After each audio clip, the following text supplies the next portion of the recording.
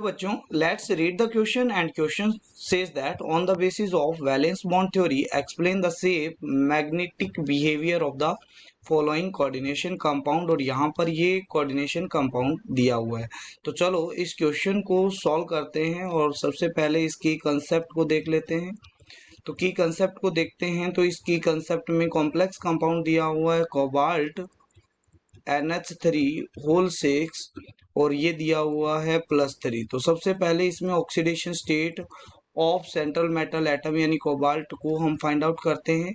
तो हम यहाँ पर देखते हैं कि कोबाल्ट की ऑक्सीडेशन स्टेट को हम X लेट कर लेते हैं और एमीन पर 0 चार्ज होता है और इक्वल टू आपके पास में टोटल चार्ज इस पे दिया हुआ है +3। तो यहाँ पर कोबाल्ट की जो ऑक्सीडेशन स्टेट है वो है +3। तो अब इस कोबाल्ट की ऑक्सीडेशन स्टेट अगर +3 है तो यहाँ पर इसका इलेक्ट्रॉनिक कॉन्फ़िगरेशन देखते हैं कोबाल्ट +3 के अंदर। तो कोबाल्ट आर्गन 3D वैसे 7 4s2 होता है बट 3 इलेक्ट्रॉन चले गए तो 2 इलेक्ट्रॉन तो S से चले गए, 1 इलेक्ट्रॉन D से चला गया। तो यहाँ पर 3D 6 आ जाएगा और 4s क्या आ जाएगा आपके पास 0 आ जाएगा। ठीक है।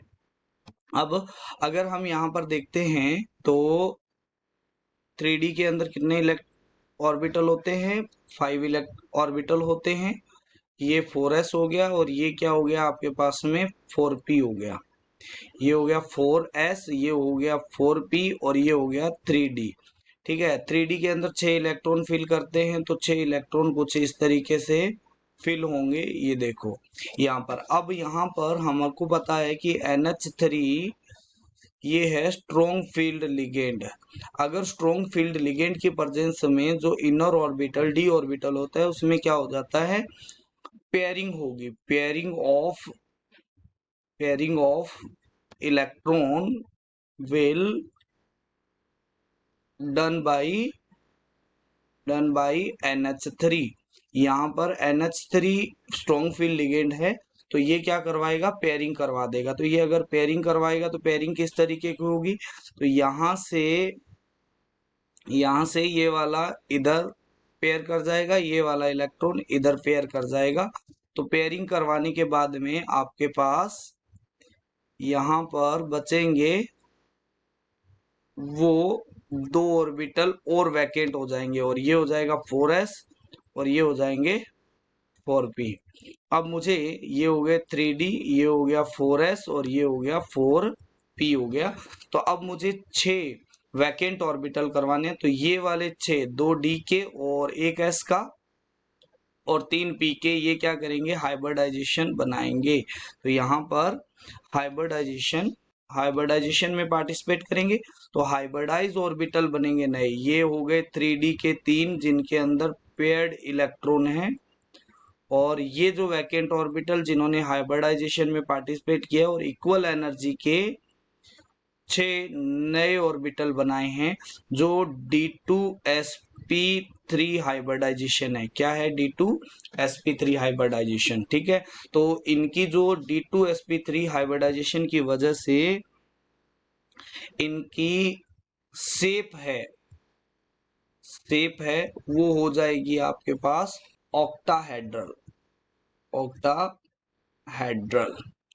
और ऑक्टाहेड्रल कैसे बनेगा तो वो देखोगे यहाँ पर इन्हीं वैकेंट ऑर्बिटल में NH3 है वो अपने लोन पेयर डोनेट करेगा। तो यहाँ पर आप देखोगे कोबाल्ट है और इसके साथ में 6 NH3 इसको अपने लोन पेयर डोनेट कर रहे हैं। ठीक है। तो यहाँ पर आया NH3 और ये 6 NH3 है वो क्या करेंगे इनको अपने वैकेंट इसके कोबाल्ट के वैकेंट ऑर्बिटल में अपना लोन पेयर डोनेट करके कोऑर्डिनेशन कंपाउंड बनाएगा। तो ये वाली तो इसकी क्या हो गई शेप हो गई ऑक्टाहेड्रल शेप हो गई। अब यहाँ पर बात करते हैं मैग्नेटिक बिहेवियर को। तो यहाँ पर अनपेयर्ड इलेक्ट्रॉन कितने हैं अनपेयर्ड इलेक्ट्रॉन है वो है 0। क्यों है 0 क्योंकि यहाँ पर कौन सा कॉम्प्लेक्स बना है इनर ऑर्बिटल कॉम्प्लेक्स का फॉर्मेशन हुआ है। और इनर ऑर्बिटल कॉम्प्लेक्स है और जिसके अंदर स्ट्रॉन्ग फील्ड की लिगेंड की प्रदेश में पेयरिंग हो गई है, जिसकी वजह से अनपेयर्ड इलेक्ट्रॉन जीरो है। और अनपेयर्ड इलेक्ट्रॉन अगर जीरो होते हैं तो मैग्नेटिक बिहेवियर होता है, वो होता है डायामैग्नेटिक। डायामैग्नेटिक, ठीक है। तो इसकी शेप हो गई ऑक्टाहेड्रल और मैग्नेटिक बिहेवियर हो गया ऑक्टाहेड्रल, और ये इनर ऑर्बिटल कॉम्प्लेक्स का फॉर्मेशन करना है। I hope you understand it well. Thank you.